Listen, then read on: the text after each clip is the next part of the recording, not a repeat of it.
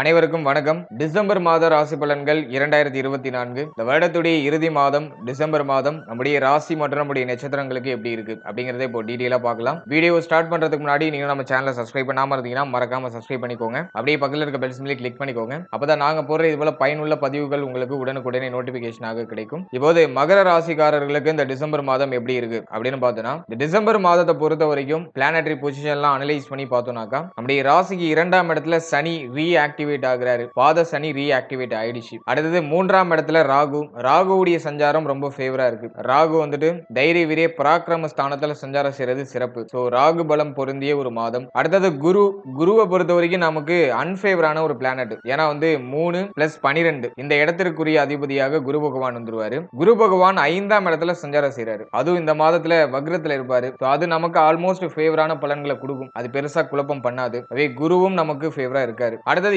7ஆம் இடத்துல செவ்வாய் நீச்சமாகி வக்ரம் ஆகுறாரு. அதுவுமே நமக்கு ஃபேவரா மாறுது. செவ்வாய் பொதுவா 7ல இருக்கிறது குற்றம் தான். ஆனா இந்த மாதத்தை பொறுத்த வரைக்கும் செவ்வாய் நமக்கு முழு சுபர். 4, 11 இந்த இடத்திற்கு அதிபதியான செவ்வாய் 7ஆம் இடத்துல நீச்சமாகிறது குற்றம். ஆனா 7ஆம் இடத்துல நீச்சமாகி வக்ரம் ஆகிறது ஃபேவரான பலன்களை கொடுக்கும். செவ்வாய் இப்போ கேந்திரம் ஏறி இருக்கு. நம்மளுடைய ராசிக்கு முழு சுபரான செவ்வாய் கேந்திரம் ஏறுறது சிறப்பு. அடுத்தது பாகியத்துல கேது. அது ஒரு மாதிரி குழப்பம் தான். அது பெருசா ஃபேவர் பண்ணாது. ஆனா குரு பார்வையில் இருக்கிறதுனால அது ஓரளவுக்கு நமக்கு ஃபேவரான ஒரு மாற்றத்தை கொடுக்கும். நல்ல பலனை கொடுக்கலனாலும் கெடுபலன் பண்ணாம இருக்கும். அது இந்த மாதத்துல இருக்கிற ஒரு பெரிய பிளஸ் ஆன ஒரு விஷயம். அடுத்தது லாபத்துல அஷ்டமாதிபதியாகிய சூரியன் 6, 9 கூடிய புதன். இந்த 2 கிரகமும் கன்ஜெக்ஷன் ஆகி லாபத்துல இருக்கு. அடுத்தது சுக்கிரன் நம்முடைய ராசிக்குள்ள என்றாவாரு. குறிப்பா இந்த மாதத்துல 2ஆம் தேதி சுக்கிர பெயர்ச்சி நம்முடைய ராசியில இருக்கும். செவ்வாயுடைய பார்வை அப்படிங்கிறது நம்முடைய ராசிக்கு 10ஆம் இடம், வேலை நம்முடைய ஜென்மஸ்தானம் நம்முடைய ராசிக்கு 2ஆம் இடம். இந்த இடங்கள்ல பதியும். அதையும் நம்ம கொஞ்சம் மெயினா வாட்ச் பண்ணணும். இதுதான் இந்த டிசம்பர் மந்த்துக்கான பிளானட்டரி பொசிஷன். இந்த கிரக அமைப்புகளை வச்சு இந்த டிசம்பர் மாதம் நமக்கு எப்படி இருக்கும் அப்படின்னு பார்க்கலாம். இந்த டிசம்பர் மாதத்தை பொறுத்த வரைக்கும் சனி பாத சனியா 2ஆம் இடத்துல இருக்காரு. அதுலயும் செவ்வாய் பார்வை இந்த மாதத்துல 2ஆம் இடத்துல பதியும். இது குடும்பம் சார்ந்த விஷயங்கள்ல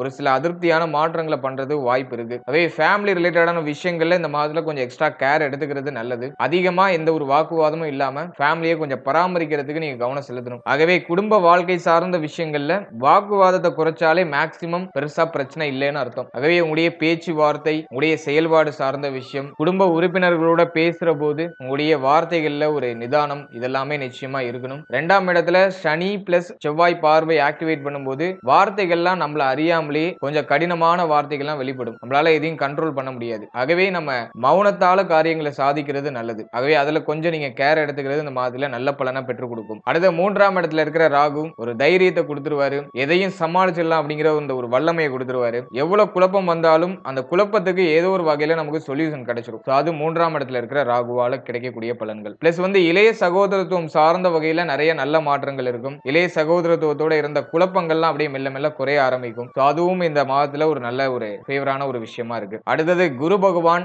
5ஆம் இடத்துல வக்ரத்துல இருப்பாரு. குரு நமக்கு முழு பவர் 12ஆம் அதிபதி பிளஸ் 3ஆம் அதிபதி. அவர் 5ல இருக்கிறது குற்றம் தான். குழந்தை பாக்கியம், பிள்ளைகள் சார்ந்த விஷயம், பூர்வீக சொத்து சம்பந்தப்பட்ட விஷயம், குலதெய்வம் சார்ந்த விஷயம், இதுல எல்லாம் நிறைய விரைய செலவுகளை கொடுப்பாரு. ஆனா இந்த மாதத்துல வக்ரத்துல இருக்கிறதுனால அந்த செலவுகள்லாம் கொஞ்சம் கண்ட்ரோல் ஆகும். பிள்ளைகளால ஏற்பட்ட அந்த மன வருத்தம் அப்படியே கண்ட்ரோல் ஆகும். குழந்தை பாக்கியத்துல ஏற்பட்ட அந்த விரைய செலவு கண்ட்ரோல் ஆகும். இந்த மாதத்துல ஒரு நல்ல செய்திகளை நீங்க எதிர்பார்க்கலாம். குறிப்பா குழந்தை பாக்கியம் சார்ந்த வகையில தடை தாமதத்தோட நல்ல செய்திகளை எதிர்பார்க்கலாம். அடுத்து இந்த காதல் உறவு சார்ந்த வகையில இருந்த குழப்பங்கள் இப்போ நிவர்த்தி ஆகும். அது இந்த மாதத்துல ஒரு பெரிய ஃபேவரான விஷயமா இருக்கு. ஓரளவு 5ஆம் இடத்துல குரு வக்ரத்துல இருக்கிறது நல்லது. அது பெருசா கெடுபலனா செய்யாது. நல்ல மாற்றங்களையே பண்ணலைனாலும் இந்த மாதத்துல குருவால பெருசா கெடுபலன் இருக்காது. அது நமக்கு இருக்கிற ஒரு பெரிய பாசிட்டிவான விஷயம். விரயங்கள்லாம் கொஞ்சம் கண்ட்ரோல் ஆகும். அடுத்து செவ்வாய் 7ஆம் இடத்துல. செவ்வாயை பொறுத்த வரைக்கும் நவம்பர்ல ரொம்ப வீக்கா இருந்துச்சு. ஏன்னா நீச்சமா இருந்தாரு செவ்வாய். அதுவும் 7ஆம் இடத்துல செவ்வாய் இருக்கிறது வாழ்க்கை துணையோட ஒரு போராட்டம், வாழ்க்கை துணைக்கு நிறைய மருத்துவ செலவு, நண்பர்களோட ஒரு போராட்டம், நண்பர்களால ஏதாச்சும் மன வருத்தம், இதெல்லாம் ஒரு மாதிரி நீச்ச செவ்வாய் கொடுத்திருக்கும். இந்த மாதத்துல செவ்வாய் 7ல தான் இருக்காரு.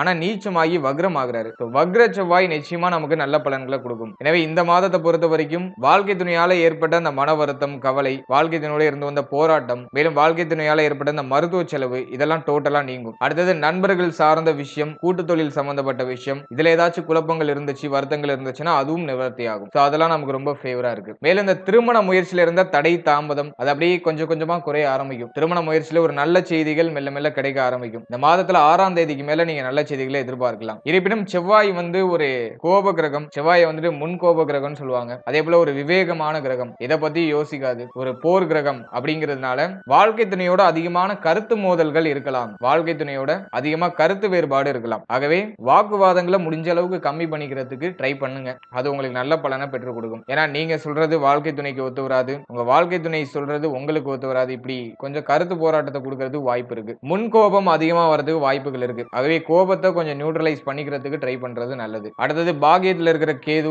அது தந்தை சார்ந்த வகையில ஒரு மாதிரி வருத்தங்களை கொடுக்கறது வாய்ப்பு இருக்கு. தந்தை சார்ந்த விஷயங்கள்ல கவனமா இருக்கணும். அதே போல தாய் சார்ந்த விஷயங்களையும் இந்த மாதத்துல கவனமா இருக்கணும். ஏன்னா வந்துட்டு சனியுடைய பார்வை 4ஆம் இடத்துல இருக்கும். அது தாய் சார்ந்த விஷயங்கள்ல கொஞ்சம் வருத்தங்களை கொடுக்க வாய்ப்பு இருக்கு. தாய் தந்தை இவர்களுடைய உடல் ஆரோக்கியம், மன ஆரோக்கியம், இவர்கள் சார்ந்த விஷயங்களை கொஞ்சம் கேர் எடுத்துக்கிறது நல்லது. அடுத்தது சூரியன் அஷ்டமாதிபதி லாபத்தில் இருக்கிறது கொஞ்சம் குற்றம் தான். பிளஸ் வந்து புதனோட இணைந்திருக்காரு. ஆகவே இந்த மாதத்தை பொறுத்த வரைக்கும் பொருளாதாரம் சார்ந்த வகையில ஒரு மாதிரி தடுமாற்றங்கள் இருக்கலாம். நமக்கு வர வேண்டிய பொருளாதாரம் ஒண்ணு டிலே ஆகும், அப்படி இல்லைன்னா நம்ம யாருக்காச்சும் கடன் உதவி பண்ணி அதை விரயம் பண்ணிடுவோம். இப்படி ஏதாச்சும் ஒரு மாதிரி இன்டர்சேஞ்ச் பண்றது வாய்ப்பு இருக்கு. பொருளாதாரம் சம்பந்தப்பட்ட விஷயங்கள்ல ரொம்ப கவனமா இருக்கணும். அதே மாதத்தோட ஃபர்ஸ்ட் ஹாஃப் முதல் 15 நாள் கொஞ்சம் எக்ஸ்ட்ரா கேர் எடுத்துக்கோங்க. செகண்ட் ஹாஃப்ல சூரியன் பார்த்தோம்னாக்கா விரயத்துக்கு போவாரு. 15ஆம் தேதிக்கு மேல அஷ்டமாதிபதி விரயத்துக்கு வர்றது திடீர் விபரீத ராஜயோகத்தை ஏற்படுத்தும். 15ஆம் தேதிக்கு மேல எதிர்பார்க்காத சமயத்துல எதிர்பார்க்காத விஷயத்துல உங்களுக்கு ஒரு நல்ல மாற்றம் ஏற்படும். அது ஒரு ஃபேவரான மாற்றமா இருக்கும். நீங்க ரொம்ப நாளா எதிர்பார்த்துட்டு இருக்க விஷயம் இந்த மாதத்துல 15ஆம் தேதிக்கு மேல அப்படியே நமக்கு ஏதோ ஒரு வகையில அது கிடைக்கிறதுக்கு வாய்ப்புகள் அதிகம். ஏன்னா அது திடீர் விபரீத ராஜயோகம், அஷ்டமாதிபதி விரயத்துக்கு வரும்போது கலக்கமான சூழ்நிலை இருக்கிற மாதிரி இருக்கும். ஆனா திடீர்னு ஒரு வளர்ச்சியை கொடுக்கும். சோ அந்த ஒரு பாசிபிலிட்டி இந்த மாதத்துல இருக்கு. மேலும் இந்த மாதத்துல பொருளாதாரம் சம்பந்தப்பட்ட சிந்தனை கொஞ்சம் அதிகமா இருக்கும். மேலும் இந்த தொழில் சார்ந்த வகையில ஒரு மாதிரி கொஞ்சம் பிரஷரா இருக்கிற மாதிரி இருக்கும். தொழில் உத்தியோகம் இதுல எல்லாம் கொஞ்சம் பிரஷரான சிச்சுவேஷன் இருக்கும். ஏன்னா வந்துட்டு 10ஆம் இடத்துல செவ்வாயுடைய பார்வை, செவ்வாயினாலே ஒரு பிரஷர், செவ்வாயினாலே ஒரு மாதிரி அதிருப்தியான ஒரு மனநிலை. ஆகவே தொழில் உத்தியோகம் சார்ந்த வகையில கொஞ்சம் அதிகமா ஒர்க் பண்றது, கொஞ்சம் ஹெவி டியூட்டி பாக்குறது, அதிகமான வேலை பளு, இதெல்லாமே இந்த மாதத்துல இருக்கிறது வாய்ப்புகள் அதிகம். ஏன்னா செவ்வாயுடைய பார்வை 10ஆம் இடத்துல இருக்கிறதுனால அது தொழில் உத்தியோகம் சார்ந்த வகையில ஒரு அசௌகரியமான சூழ்நிலையை ஏற்படுத்தலாம். ஆகவே அதுல நீங்க கொஞ்சம் கேர் எடுத்துக்கணும். மேலும்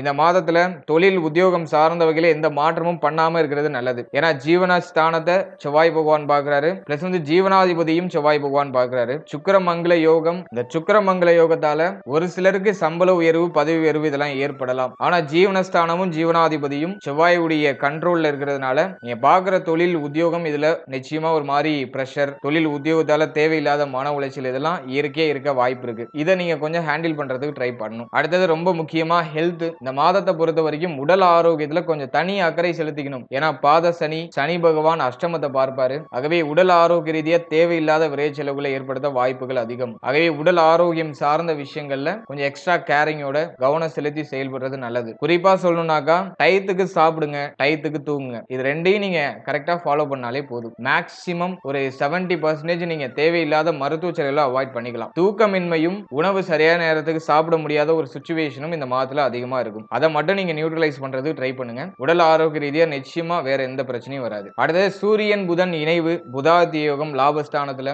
மாணவ மாணவிகளுக்கு மாதத்துடைய ஃபர்ஸ்ட் ஹாஃப் ரொம்ப ஃபேவரா இருக்கு. முதல் 15 நாள் கல்வி சார்ந்த விஷயங்கள நல்ல மாற்றத்தையும் நல்ல வளர்ச்சியும் ஏற்படுத்தும். மாதத்தோட செகண்ட் ஹாஃப்ல கொஞ்சம் எக்ஸ்ட்ரா கவனத்தோட கேரிங்கோட இருக்கிறது நல்லது. ஏன்னா இந்த மாதத்துல 15ஆம் தேதிக்கு மேல நிறைய டிஸ்ட்ராக்ஷன்ஸ் ஏற்படலாம், ஏதோ ஒரு வகையில தடுமாற்றங்கள் ஏற்படலாம். ஏன்னா சனி பார்வை 4ஆம் இடத்துல, அது கல்வி சார்ந்த விஷயங்கள்ல ஒரு மாதிரி டிஸ்ட்ராக்ஷன்ஸை கொடுக்கும், தேவையில்லாத விஷயங்கள்ல நம்மளை இறங்க வைக்கும். ஆகவே மாணவ மாணவிகள் படிப்புல மட்டும் நல்லா ஃபோக்கஸ் பண்ணுங்க. மேலும் இந்த மாதத்துல நிறைய செல்ஃப் டவுட் வரும். நம்ம போற பாதை கரெக்டா, நம்ம செய்யறது கரெக்டா அப்படிங்கிற மாதிரி நம்ம மேலேயே நமக்கு டவுட் வரும். ஸோ அதெல்லாம் முடிஞ்ச அளவுக்கு நியூட்ரலைஸ் பண்ணிட்டு உங்களுடைய ப்ராசஸ்ல மட்டும் கவனம் செலுத்துங்க. அது நிச்சயமா உங்களுக்கு பெரிய அளவுல வெற்றியை பெற்றுக் கொடுக்கும். ஓவரால் அந்த டிசம்பர் மந்த்தை பொறுத்த வரைக்கும் மகர ராசி நம்மளுடைய எடுக்கிற முடிவு, நம்முடைய பேச்சு வார்த்தை இதுல மட்டும் நம்ம மேஜரா கவனம் செலுத்தினாலே போதும். மற்ற விஷயம்லாம் ஒரு மாதிரி குழப்பமா இருக்கிற மாதிரி இருந்தாலும் எண்ட் ரிசல்ட் நமக்கு ஃபேவரா மாறிடும். நம்முடைய சிந்தனை, நம்முடைய பேச்சு வார்த்தை பிளஸ் வந்து நம்மளுடைய உடல் ஆரோக்கியம், இது மூணுலயும் கொஞ்சம் எக்ஸ்ட்ரா கேர் எடுத்துக்கோங்க. மற்ற விஷயங்கள்லாம் இதை குழப்பம் மாதிரி வந்து ஆட்டோமேட்டிக்காவே நியூட்ரலைஸ் ஆயிடும். வாழ்த்துக்கள்.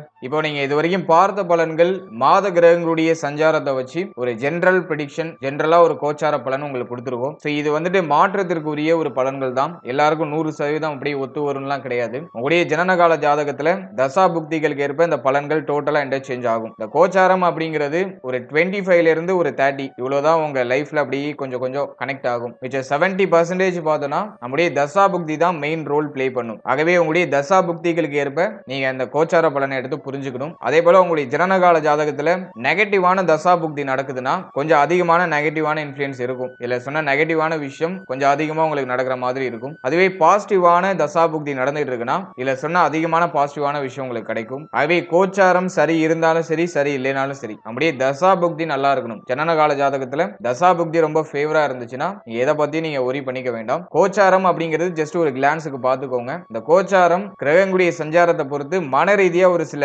சேஞ்சஸ் பண்ணும், மன ரீதியா ஒரு சில மாற்றத்தை கொடுக்கும். ஆனா லைஃப்ல மேஜரான ரோலை கோச்சாரம் பிளே பண்ணாது. இதை நம்ம அண்டர்ஸ்டாண்ட் பண்ணி இந்த கோச்சாரத்தை நம்ம பாத்துக்கணும். மேலும் நம்முடைய சேனல்ல இதுக்கு முன்னாடி புத்தாண்டு சிறப்பு பலன்கள் ரொம்ப கிளியரா எக்ஸ்பிளைன் பண்ணி ரிலீஸ் பண்ணிருக்கோம். 12 ராசிகளுக்கும் வர இருக்கிற 2025 எப்படி இருக்கும் அப்படிங்கிற ஒரு கிளியர் பிரிடிக்ஷன், அதாவது உங்களுடைய தொழில், உத்தியோகம், உங்களுடைய திருமணம், திருமண வாழ்க்கை, உங்களுடைய குழந்தை பாகியம், பிள்ளைகள் சார்ந்த விஷயம், இப்படி A to Z எல்லாத்த பத்தியும் ரொம்ப கிளியரா எக்ஸ்பிளைன் பண்ணி ரிலீஸ் பண்ணிருக்கோம். அந்த வீடியோக்கான லிங்க் டிஸ்கிரிப்ஷன்ல இருக்கு. டைம் இருக்கும்போது அதையும் ஒரு வாட்டி செக் பண்ணி பாருங்க. அதே போல சனி பெயர்ச்சி பலன்கள் 12 ராசிகளுக்கு ரொம்ப கிளியரா எக்ஸ்பிளைன் பண்ணி ரிலீஸ் பண்ணிருக்கோம். சோ அந்த வீடியோக்கான லிங்கும் டிஸ்கிரிப்ஷன்ல இருக்கு. உங்க டைம் இருக்கும்போது அந்த பதிவுலையும் செக் பண்ணி பாருங்க. வர இருக்கிற 2025ல நிறைய மாற்றங்கள் இருக்கு. அது நம்மளுடைய ராசிக்கு எப்படி இன்ஃப்ளூயன்ஸ் பண்ண போகுது அப்படிங்கிற ஒரு கிளான்ஸ் அந்த பதிவுகள் இருக்கும். சோ டைம் இருக்கும்போது அதையும் ஒரு வாட்டி செக் பண்ணி பாருங்க. ஒரு சின்ன புரிதல் அந்த பதிவுகள் மூலமா உங்களுக்கு நிச்சயமா கிடைக்கும். And finally very limited time. So be cool, stay happy, stay healthy and enjoy. வாழ்த்துக்கள். நன்றி.